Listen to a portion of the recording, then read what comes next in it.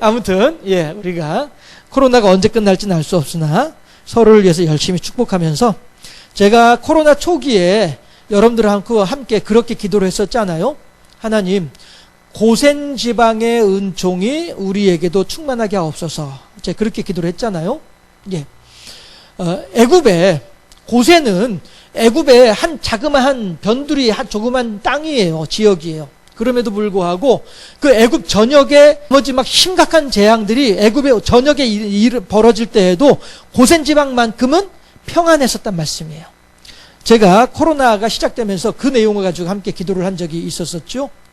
하나님, 우리 교회, 우리 교인들, 우리 교우들만큼이라도 만큼은 고센 지방의 은혜와 은총을 풍성히 누릴 수 있게 하옵소서, 이렇게 기도를 했었습니다. 우리들이 이 코로나가 언제 끝날지 알 수 없으나 여러분들도 우리 지체들을 위해서, 또 여러분들의 사랑하는 가족들을 위해서, 자녀손들을 위해서 그런 기도를 같이 열심히 해 주시면서 믿음의 보호막, 성령의 보호막을 그들에게 여러분들이 이렇게 자꾸 이렇게 쳐줄 수 있는, 그래서 성령의 은혜 가운데에서 그들에게도 코로나가 한 길로 왔다 할지라도 7길로 썩 물러날 수 있는 그런 은총과 능력들을 경험할 수 있도록 여러분들께서 우리 교우들뿐 아니라 여러분들의 자녀손들을 위해서도 그런 기도를 열심히 힘있게 좀 하셔야 되겠다 하는 생각을 한 번 더 해보게 됩니다. 그렇게 하고요. 준비한 설교를 함께 진행하도록 하겠습니다. 이 로마서 14장 성서 일과를 통해서 이 본문을 읽으면서 제가 떠올랐던 생각이 뭐였냐면은, 오늘 제목이에요. 비교하지 말고 주를 위해 라고 하는 제목이었습니다. 무슨 얘기냐 하면은, 사람들은 늘상 옆에 있는 사람들하고 비교하기를 좋아라 해요. 그래서 그 사람보다 내가 월급을 말이야 이번 달에 이거밖에 못 받았어? 그래가지고 참 이거 월급이 작아서 되겠나 하고 있는 중인데, 옆에 있는 사람이 와가지고 제가 이제 이가니까, 이씨 이번 달에 얼마 받았어? 나? 글쎄 뭐 좀 받았는데 하니까, 그 옆에 하는 사람이 그러게 나 이번 달에 큰일 났네, 월급이 얼마 안 돼가지고 얼마 받았는데, 그랬더니 나보다 조금 모자라. 그러면은 나는 그래? 나보다 좀 월급 적게 받은 사람도 있네? 그럼 난 많이 받은 셈이네? 이렇게 하면서 내가 만족한단 말씀이에요. 이게 비교예요. 우리들은 늘 그렇게 비교하면서 산단 말씀이죠. 그러니까 심지어는 병원에 가서도 비교를 하잖아요. 병원에 가서도. 가가지고서는 아이고 집에는 뭐 때문에 병원에 오셨수? 아이고 있잖아요, 내가요 10년째.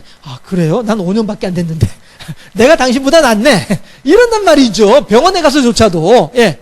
우리들은 이렇게 늘 비교하면서 살아요. 우리 집에도 이제 공부하는 학생이 둘이 있잖아요. 저는 이제 우리 애들 성적이 어느 만큼인지 별로 관심을 안 썼는데 이번에 무슨 일을 하다가 이제 우리 큰애 성적을 이제 알게 됐어요. 그래가지고 이 녀석아 어떻게 하길래 그거밖에 안 돼. 아니 1학년 1학기 때 성적이 좀 안 좋아가지고 나머지 성적은 좋은데 1학년 1학기 때 성적이 좀 안 좋아가지고 이런 거란 말씀이죠. 남들하고 비교를 하면서 하다못해 조금이라도 더 도찐개찐, 그렇죠?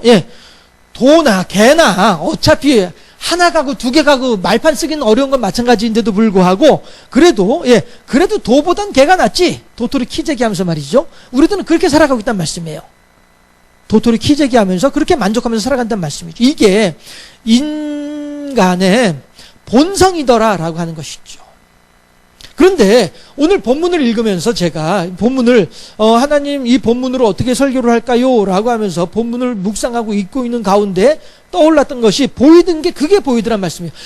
지금 로마 교회 교인들은 끊임없이 다 혹은 거듭해서 반복해서 한 번 더 비교하고 있구나. 그러면서 어떻게 해요? 라고 사람들은 생각하고 있구나 하는 사실을 그러한 그 로마 교회 가운데 흐르고 있는 분위기가 보이더라라고 하는 거예요. 로마 가운데 사람들의 정서의 흐름이 읽혀지더라라고 하는 것이죠. 그래서 제가 그래, 이번 설교는 그래, 비교하지 말고 오직 주님만을 위하여서 8절에서 그러잖아요. 8절 말씀 7절 8절 함께 합독합시다. 오늘 본문 7절 8절 합독합니다. 7절 말씀, 우리 중에 누구든지 자기를 위하여 사는 자가 없고 자기를 위하여 죽는 자도 없도다. 우리가 살아도 주를 위하여 살고 죽어도 주를 위하여 죽나니 그러므로 사나 죽으나 우리가 주의 것이로다. 아멘. 이것이 우리들한테 참으로 중요하구나 한 사실이 본문 속에서 로마 교인들한테 필요한 건 이것이었구나 한 사실을 제가 알겠다는 말씀이죠. 그래서 제가 그래, 그러면 이번 주 설교 제목은 그래, 설교의 제목 혹은 설교의 주제는 비교하지 말고 주를 위해. 1절부터 6절까지는 2절부터 6절까지는 거듭해서 비교하고 있는 이야기들이 나오고 있고 7절 8절에서는 그러지 말고 주를 위해서라고 권면하고 있는 이 바울의 애끓는 심정을 함께 우리 교우들하고 생각해 봐야 되겠다라고 하는 것을 생각하게 되었더라라고 하는 것이죠. 그런 측면에서 우리들은 모두가 1등은 좋고 꼴등은 나쁘다는 건 알고 있어요. 그렇죠? 그렇기 때문에 1등을 향하여서는 야, 이 바보야 하게 되면은 허허 웃어요. 농담으로 아니까. 농담하는 것이고 장난치는 말인 줄을 알고 있기 때문에 1등 한 사람은 야, 이 바보야 하면은 허허 웃어요. 그러나 이번 시험에 반에서 꼴등을 하고 있어가지고 하면서 막 승질 나가고 막 이렇게 마음이 괴로워 있는 상황에서 와가지고 야, 이 바보야 멍청아 이렇게 얘기를 하면은 그건 진짜 욕이 돼버린다는 말씀이죠. 그렇지 않습니까? 안 그래도 나는 왜 이렇게 공부를 못할까? 난 왜 이렇게 똑똑하지 못할까? 난 왜 이렇게 기억력이 없을까? 막 이런 걸 생각하고 있는 중인데 와가지고 바보 멍청아 이러면은 이 자식이 하면서 승질날 수밖에 없는 사람이란 말씀이죠. 왜 그러냐 하면 사람들은 그렇게 모두가 나를 기준으로 주변 환경을 바라보면서 나를 기준으로 주변에 있는 상황들에 대해서 반응하기 때문에 그래요. 그러니까 내가 기분이 좋으면 누가 와서 나를 해코지를 하더라도 허허 하고 웃을 수 있지만은 내가 지금 기분이 안 좋은 상태면은 누가 와서 한마디만 툭 건드려도 확 폭발할 수밖에 없는 게 이게 사람이란 말이죠. 그러니까 사람들은 그러잖아요. 조심해 오늘 저 친구 컨디션 안 좋아 건드리지 마 이렇게 하는 것이 왜 그래요? 사람들은 누구나 다 자기 기준으로 주변을 바라보기 때문이더라라고 하는 거예요.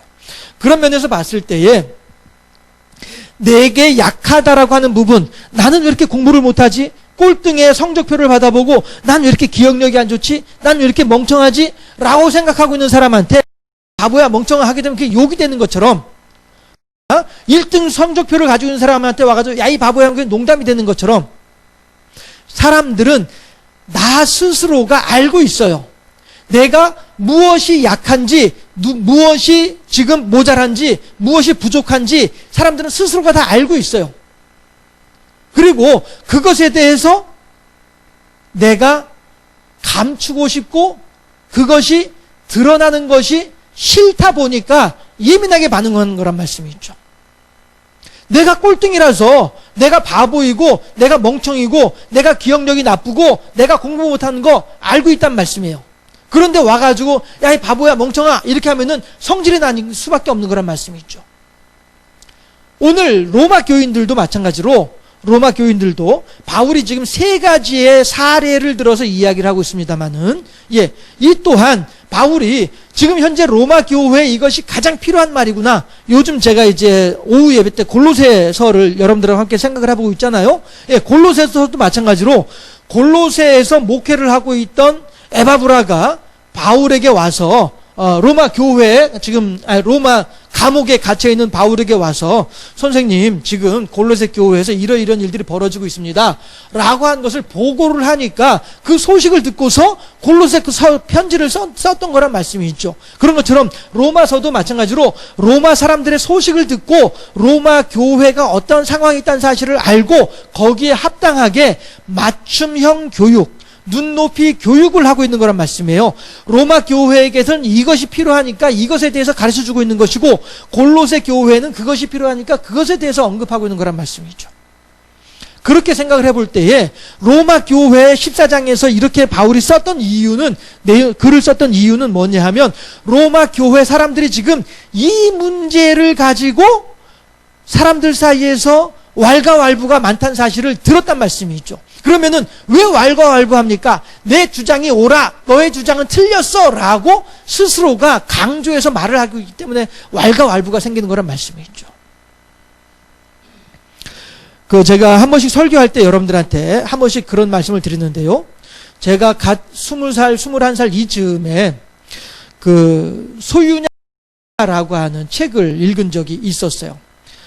워낙에 그 당시에 어려운 책이라서 참 그걸 끝까지 읽었다는 것만으로도 장하다라고 저는 이제 생각이 짧고 이해력이 짧고 이렇게 하던 철없는 아이였었고 그 책은 너무나 이제 수준 높은 그런 이제 철학적인 그 생각을 담고 있는 그런 책이다 보니까 제가 읽긴 너무너무 어렵더라고요.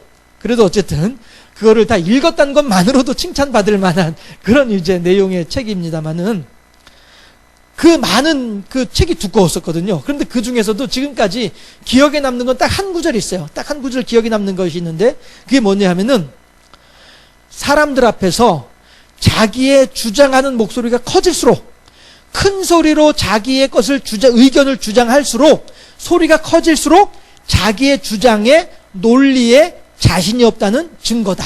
이렇게 얘기를 해요. 왜 우리 운전하면서 교통사고 나면은 목소리 큰 사람이 이긴다고 하는 말이 있잖아요. 그런 거나 마찬가지죠.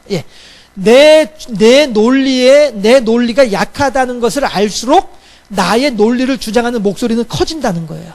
이게 에릭 프롬이 하는 이야기예요. 소유냐 존재냐라고 하는 책에서 하는 이야기예요. 마찬가지로 이 로마 교회 사람들도 마찬가지로 내 주장하는 바에 대해서 스스로가 무엇인가 나는 부족해, 나는 이렇게 말할 자격이 없어 라고 하는 생각을 하다 보니까 도리어 더 나의 주장이 더 커진다는 것이죠. 그렇게 하다 보니 저쪽에서 그 주장을 받아들이는 사람들 마찬가지로 그래? 네가 그렇게 주장을 해? 그러면 내가 너의 주장에 굴복할 수는 없지. 내 말이 틀린 것 같긴 한데 그래도 너의 하는 말에 내가 굴복할 수는 없지. 그리고선 도리어 더 크게 대항을 한단 말이에요. 이러다 보니 왈가왈부가 되는 거란 말씀이죠.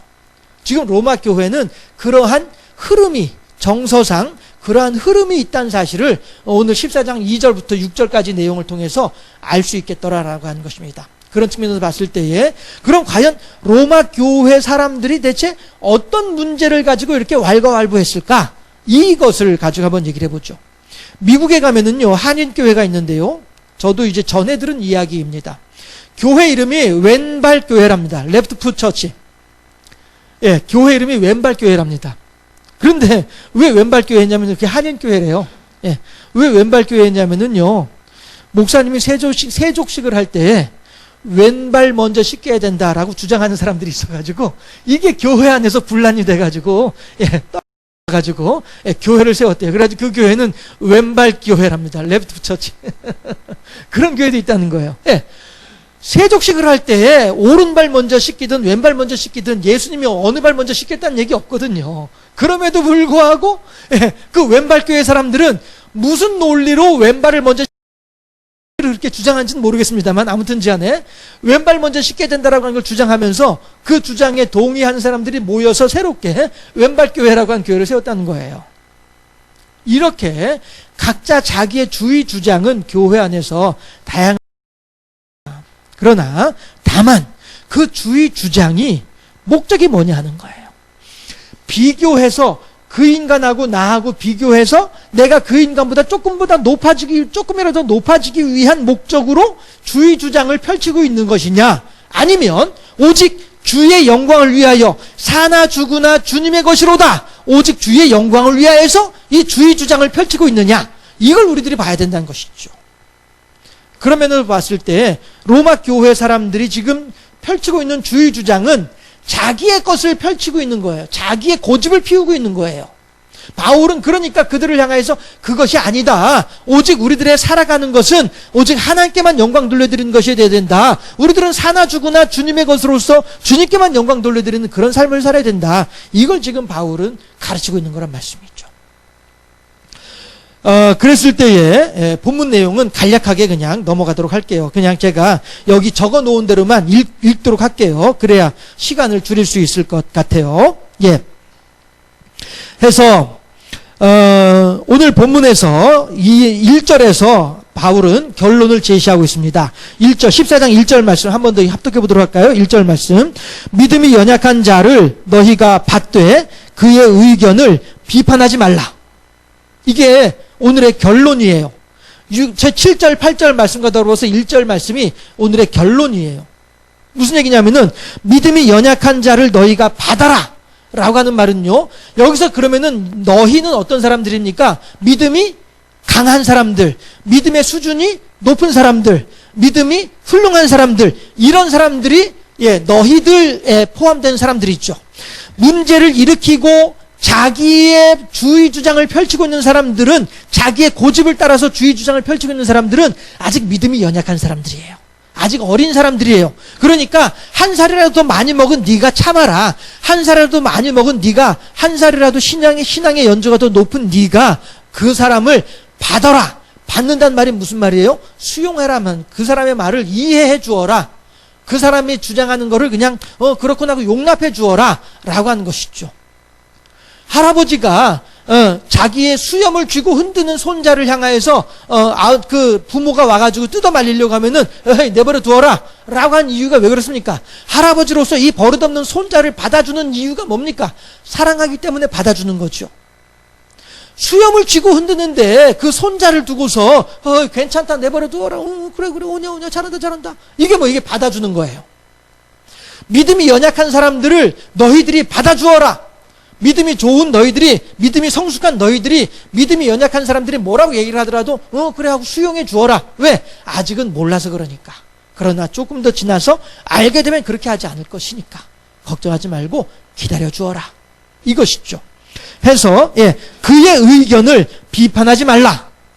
비판하지 말라. 왜 비판하지 말라는 거예요? 비판을 하게 되면 그 듣는 사람은 기분이 나쁘죠. 기분이 나쁘다 보니 내 주의 주장이 틀린 줄 알면서도 자기의 고집을 더욱더 세우는 것이죠. 에릭 프롬이 그랬다고 말씀드리잖아요. 내 논리가 약하다는 사실을 아는 만큼 나의 목소리는 더 커진다. 로마 교인들이 바로 그러한 거란 말씀이죠. 야, 너는 말이야 대체 신앙생활을 얼마나 했는데 아직까지 그거밖에 몰라 라고 비판을 하게 되면 그 말을 듣는 사람은 야 그래 잘났다, 그래 너는 그래 나보다 신앙생활을 1년 더 많이 해가지고 그렇게 잘 알고 있구나, 예라이 흥 하고 왼발귀에 만들어버린다니까요. 비판하지 말라는 거예요. 그 사람의 마음을 상하게 하지 말라는 것이죠. 받아주라는 거예요. 5살짜리 손자아이가 할아버지 수염을 쥐고 흔들 때에 내버려 두어라. 그냥 내버려 두어라. 지금 그 손자를 떼어놓으려고 달려오고 있는 아들 며느리를 향하여서 할아버지가 내버려 두어라 라고 한 이유가 왜 그렇습니까? 얘는 아직 5살밖에 안 됐어. 이제 얘가 8살만 돼봐. 그럼 얘는 내 앞에 딱 무릎 꿇고 앉아가지고 나한테서 할아버지로서의 예를 가르치는 걸 얘가 배우게 될 거야. 이것이 할아버지의 손자를 품어주는 사랑의 마음이듯이 바울도 지금 14장 1절에서 믿음이 좋은 너희들이여 믿음이 연약한 그들을 받아주어라 라고 얘기를 하고 있는 거란 말씀 했을 때에 2절부터 6절까지 내용들을 하나하나 다 설명하기에는 시간이 많이 갈 것 같고 그냥 제가 읽도록 하겠습니다. 여러분께서도 주보를 보시면 제가 그대로 읽을 테니까요. 지금 바울은 그 2절부터 6절까지 내용에서 보면 음식에 대한 내용을 언급하고 있습니다. 그 다음에 남의 하인을 비난한 것에 대해서 언급하고 있고요. 절기에 대해서도 바울은 이야기를 하고 있습니다. 해서 로마 교인들은 이러한 점들을 예민하게 반응하고 있는 것에 대해서 잘 모르고 있든가 아니면은 캥기는 것이 있기 때문이다. 제가 그랬잖아요. 자기 논리가 연약하면 더욱더 목소리가 커지는 것처럼 말이죠. 또 아예 모르면, 무식하면 용감하다고 아예 그런 내용들을 모르고 있기 때문에 또 자기의 고집을 부릴 수 있는 것이고요. 이제 본문의 내용을 살펴보면 음식에 대한 이야기는 유대 율법에 의하면 제단에 바쳐진 고기는 먹지 못하게 되어 있다. 우상에게 바쳐진 것이기 때문이다. 하지만 복음은 하나님의 권위가 우상과는 비교도 할 수 없을 만큼의 차이가 있기 때문에 음식을 주신 하나님께 감사함으로 먹으면 된다고 가르치고 있다. 그런데 본문에서는 먹는 자들은 먹지 않는 자들을 향해서 업신여기고 있다. 비교하고 있는 것이죠. 아직 믿음이 그 정도밖에 안 되느냐 하는 것이다. 반대로 먹지 않는 자들은 먹는 자들에 대해서 비판을 한다. 아직 모르고 있거나 하나님의 복음의 정수를 모르고 있거나 아니면 자기의 믿음이 연약한 때문이죠. 식탐을 위해서 구차한 변명을 하고 있다라고 이야기를 하고 있는 것이다. 틀린 말은 아니죠. 예. 하지만 바울은 먹든 아무런 상관이 없다고 한다. 그 문제를 가지고 서로 싸우는 것이 더 심각한 문제라고 바울은 지적하고 있다. 라고 본문에서 이야기를 하고 있습니다. 이어서 남의 하인을 비판하는 것에 대해 바울은 지적하고 있다. 그러나 그 하인의 그러함은 그의 탓이 아니고 그 주인의 탓이라고 한다. 여러분, 제가 오래전에 여러분들한테 그런 말씀 드린 적이 있었어요.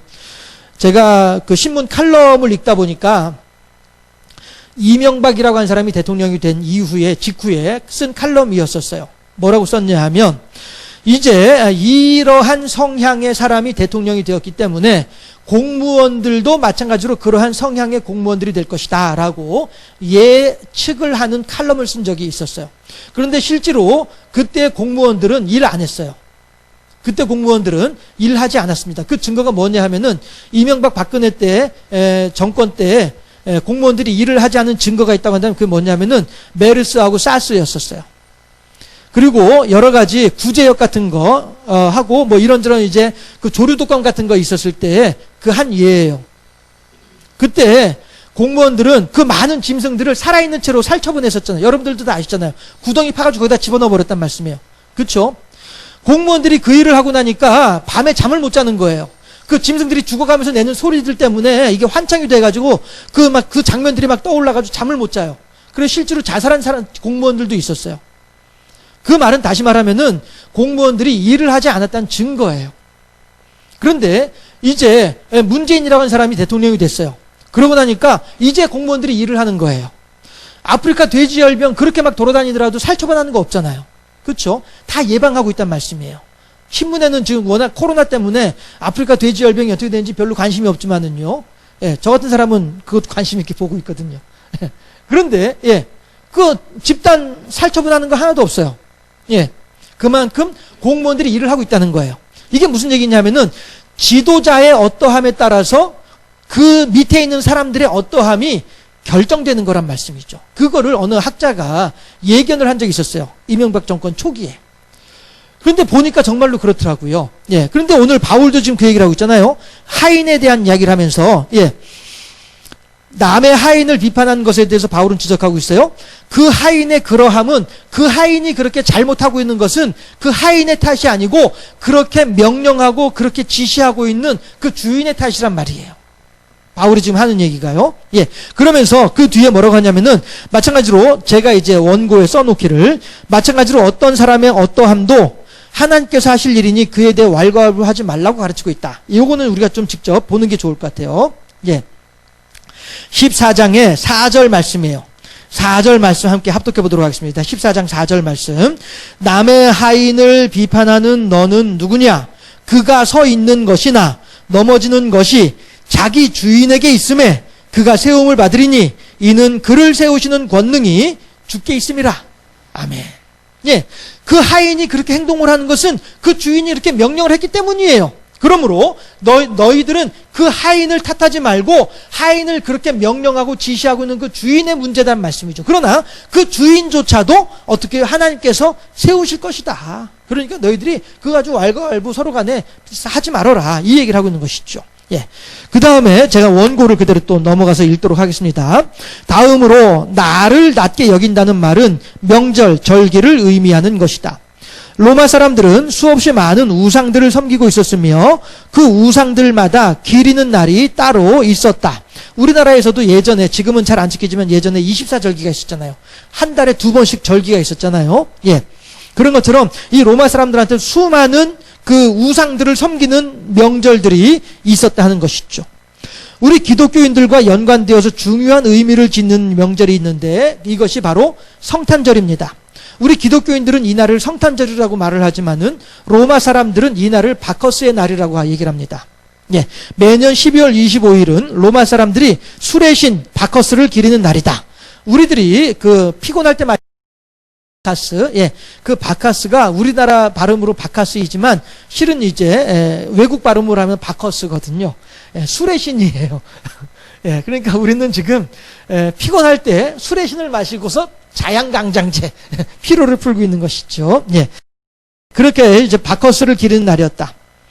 그런데 이 날이 그 당시에 로마 사람들이 1년 내내 즐기는 그 축제, 절기 가운데 바커스의 날이 가장 크게 즐기는 날이었었어요.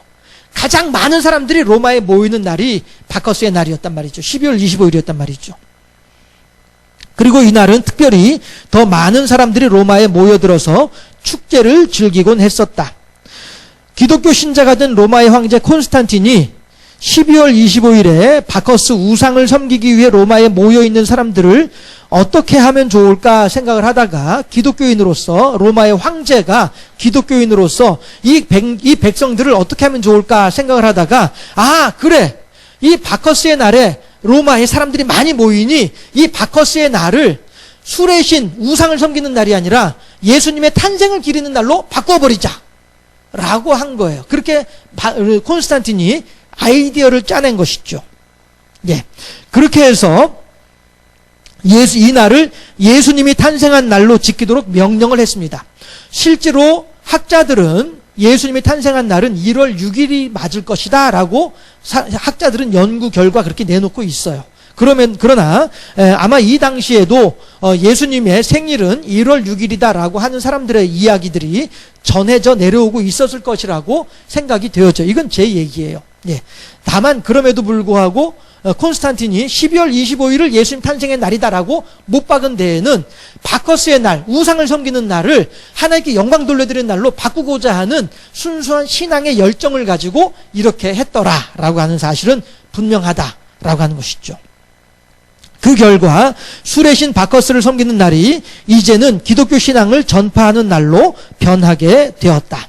이처럼 로마 사람들은 각종 절기가 많기도 하였고 그 절기마다 나름의 의미를 가지고 지키기도 하였던 것이다. 문제는 로마 교회에 있는 교인들 사이에서도 지키는 사람들과 지킬 필요가 없다고 하는 사람들로 나뉘어 갈등을 하는 것이다.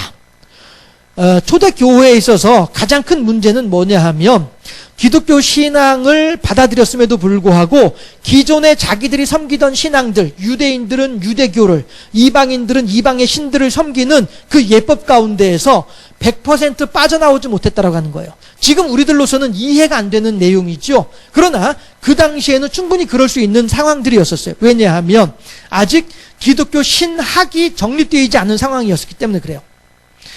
초대교회를 우리들이 바라볼 때는 그 관점에서 봐야 되는 거예요. 아직 기독교 신학이 정립되어져 있지 않다 보니 신학은 신앙을 강화하거든요. 예. 그러다 보니 신학이 정립되어져 있지 않다 보니 신앙도 왔다 갔다 할 수 있는 상황일 수밖에 없는 거였단 말이죠. 이 점을 감안하고 초대교회를 봐야 되는 거예요.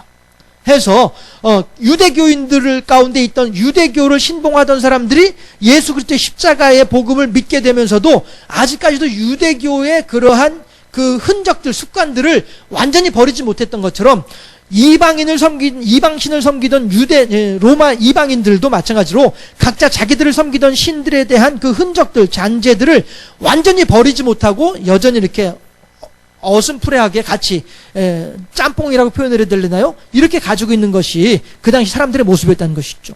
우리나라는 안 그런가요? 아직까지도 일제 잔재가 남아있어가지고 아직까지도 우리들은 일본식 표현들, 일본식 언어들 아직 우리들 지금까지도 사용하고 있잖아요. 특별히 방송에서 보면은 자막으로 나올 때 으쌰으쌰라고 자막이 나와요. 전 그 자막 볼 때마다 분통이 터져요. 솔직히 표현을 안 하더라도 으쌰으쌰 일본말이잖아요. 방송국의 PD라고 하는 사람들이, 방송국의 작가라고 하는 사람들이 그런 것조차도 모르고 있던가 하는 걸 생각하면서 야, 참 우리 사회에 일제의 잔재가 너무 뿌리 깊게 잡혀져 있다. 이 당시 초대교회도 같은 분위기로 봐야 되는 상황이란 말씀이죠. 그러다 보니 이방신을 섬기는 분위기도 여전히 남아있는 상황이었던 것이죠. 그러니까 어떤 사람들은 이 절기를 지켜야 된다. 또 믿음 안에 있는 사람, 복음의 수준이 높은 사람들은 무슨 소리냐, 그거 다 우상숭배다. 이렇게 서로 간에 이야기들이 왈가왈부 될 수밖에 없는 상황이었더라라고 하는 걸 우리가 감안할 필요가 있다는 것이죠. 해서 우리나라의 예를 들면, 여전히 제가 원고로 다시 들어갈게요. 우리나라의 예를 들면 동지팥죽을 먹어야 한다, 먹지 말아야 한다 하는 것과 같다. 예. 기독교인들 가운데에도 동지팥죽을 먹어야 된다. 아이, 그거 먹으면 안 된다. 이렇게 먹어도 된다. 먹으면 안 된다. 이렇게 하는 사람들이 요즘도 아마 있을 것 같아요. 제가 그 원고에다 이렇게 써놨잖아요.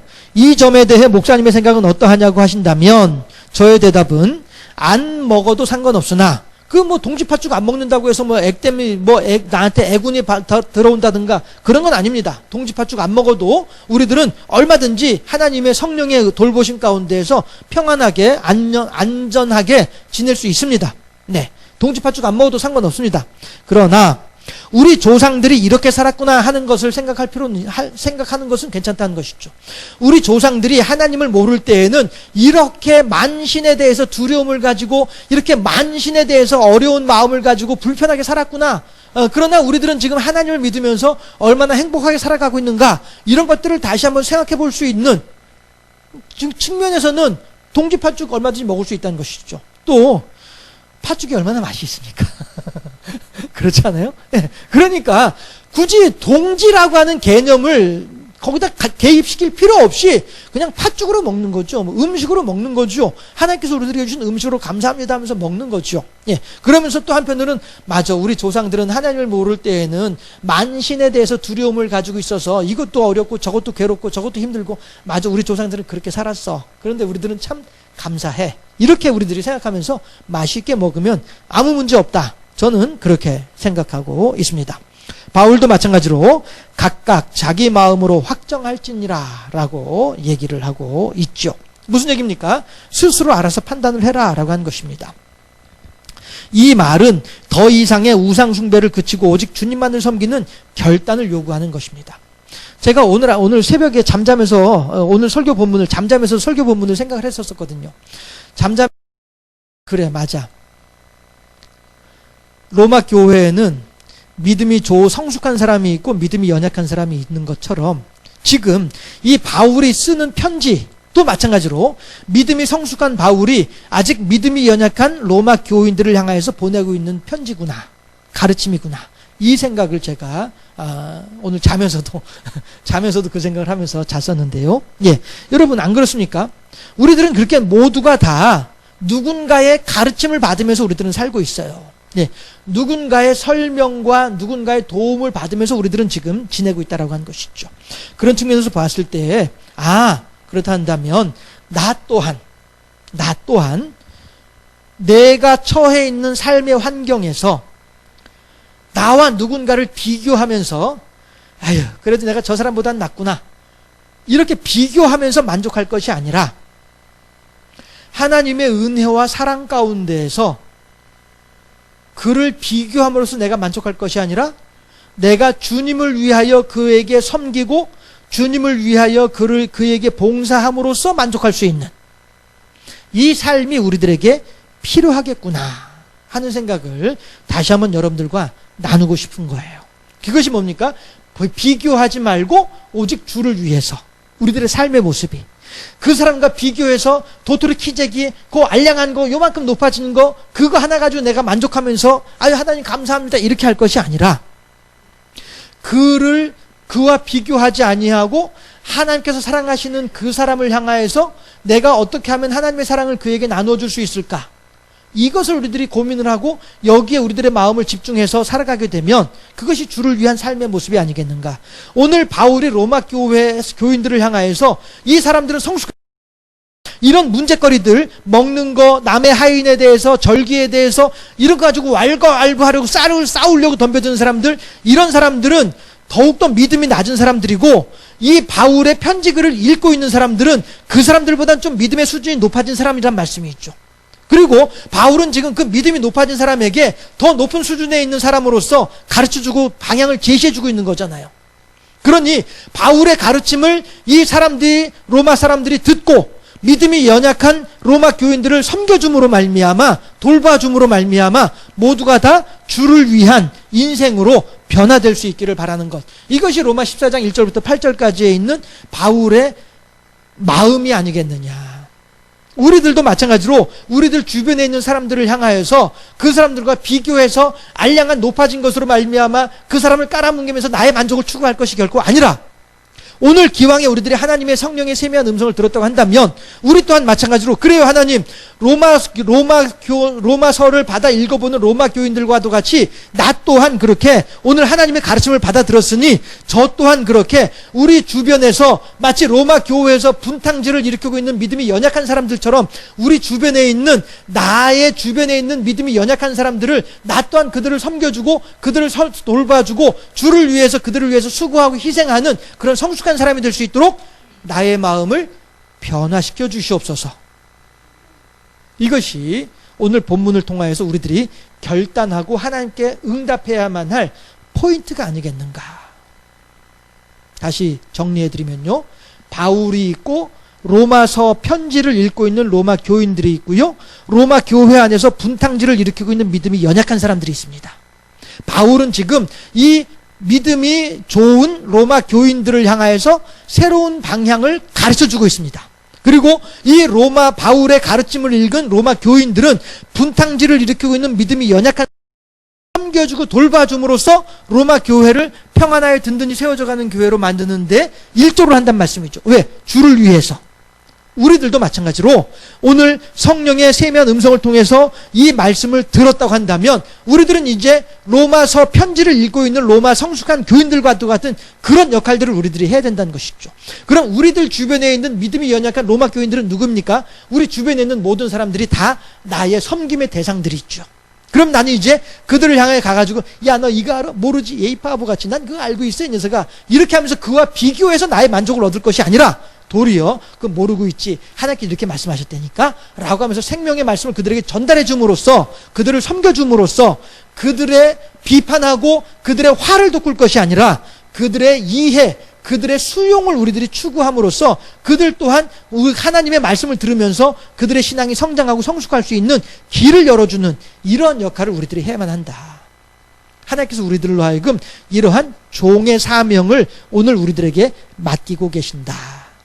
이 사명에 아멘으로 화답하고 충성함으로써 주님으로부터 착하고 충성된 종이라 칭찬 듣기에 부족함이 없는 우리 모두의 삶이 될 수 있기를 주님의 이름으로 축원합니다. 기도하겠습니다.